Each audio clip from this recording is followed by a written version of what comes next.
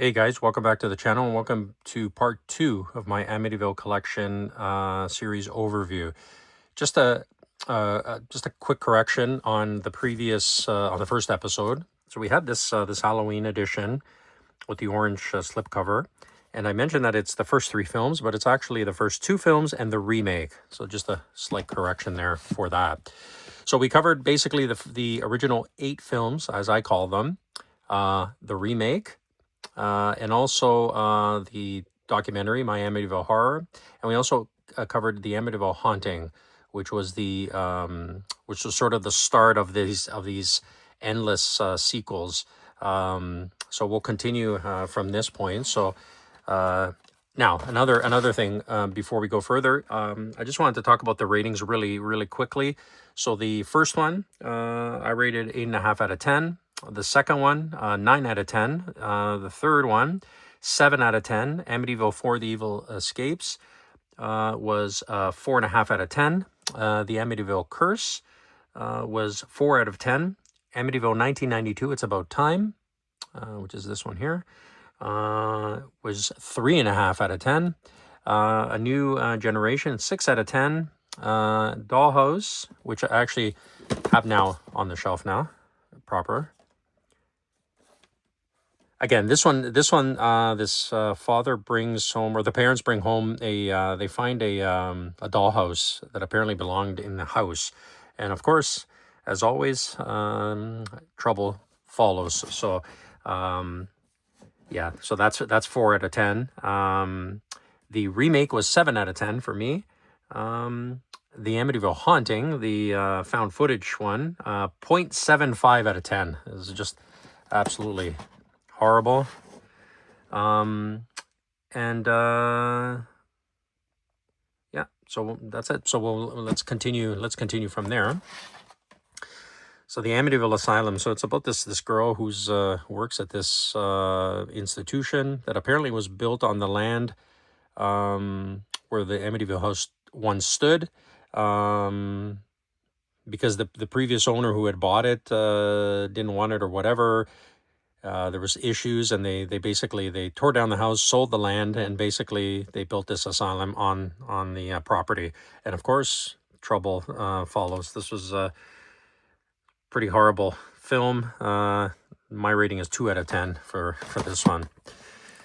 Amityville Death House, just a awful cover, so you know what you're going to get right off the hop. So, and this one also features Eric Roberts in a cameo, at least his voice anyway, briefly. Yeah, so this girl and her friends basically go to, they're asked by she's asked by her parents to, they're passing through the town, and they're asked to, check in on her grandmother, and basically it's the Amityville house, and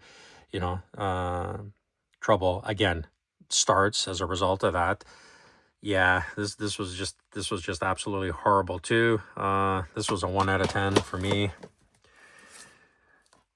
All right, so we move on to the final chapter, AK Sickle. This was released in 2015/2017. I guess it was filmed in 2015, released in 2017, and it basically tells of these ghost hunters who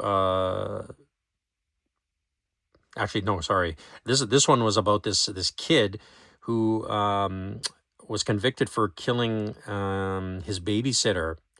And he said it wasn't him. He said it was this creature that kind of did the murders. And so they sort of investigate, and they find out there's this mythical creature that's behind it, Sickle. Yeah, this one was pretty poor as well, low quality. I rated a 1 out of 10. Amityville Playhouse, another winner here. Good cover, slip cover, but that's probably better than the movie, that's for sure. So it's about this girl Fawn, who her parents had a tragic accident, and so she inherits this theater, this playhouse. So she goes with a bunch of friends to kind of check it out, and of course trouble starts. Yeah, this one was not good either. 1 out of 10 for this one as well. And the winners keep continuing. So this is Amityville Vanishing Point. This one's absolutely horrible too. This one makes no sense at all. It was directed by this Dylan Greenberg. Basically just a bunch of scenes slapped together. No plot, no real cohesive story. Just horrible all around. This was a 0 out of 10 for me. Totally garbage film. Of course, it's in the collection. It has to be completionist, right? Amityville Toy Box. So this was originally titled The Amityville Legacy. So this tells of a story of his dad is celebrating his birthday, and so they buy him this toy monkey from this antique shop with the ones with the one with the symbols.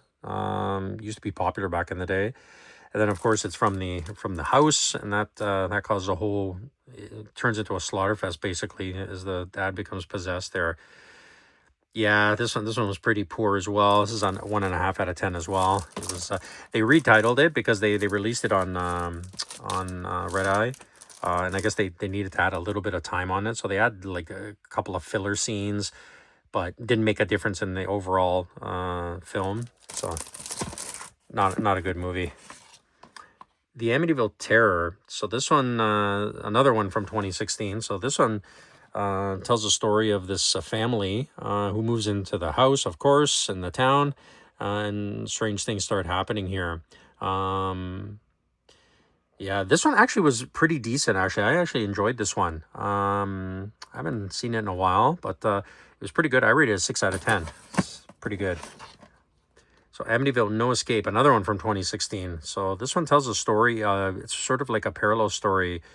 On the one thing, you have this guy who's doing this thesis on fear. So he invites his friends over to investigate the quote-unquote forest behind the house, which if you do some research, there was no forest. It's water basically. But anyway, and then on the same time, you have this this girl who her husband's on a tour. He's in the military. It's presumed, but it's not implicitly stated. So her therapist told her, in order to deal with the loneliness, to basically grab a camera and start doing like a vlog kind of thing, and sort of she starts experiencing issues because she's living in the house. Yeah, and the two worlds sort of collide there. So this one was it was better than the previous bunch. I gave it a 4 out of 10. Terrible cover though.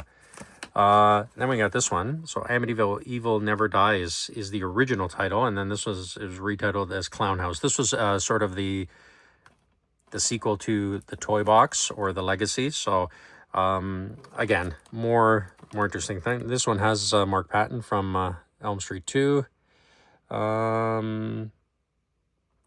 Yeah, this one again, it's not a great movie at all. Yeah, not a great movie at all. It's just again, they tried to re-release it and add more time to it just to kind of stretch out the time, but it just doesn't work. I gave it a 1 out of 10 here. Next one up, Amityville Exorcism. So this tells the story of this guy on death row, and he basically apparently he was a carpenter, and he used some lumber from the actual house in another house, and of course because of it's cursed and it causes all kinds of issues there. So yeah, this talks about evil transference actually. So they actually associate it with an actual like a theory. So yeah, but it wasn't good. It was really poor, as you can tell right there. It's yeah, it was 1.5 out of 10 for me. So we'll finish up with this one. So so we have Against the Night, which was retitled Amityville Prison. So this tells us, so this is the one I was talking about earlier. I got mixed up with the final chapter. So this one is about a bunch of ghost hunters who want to visit this abandoned prison.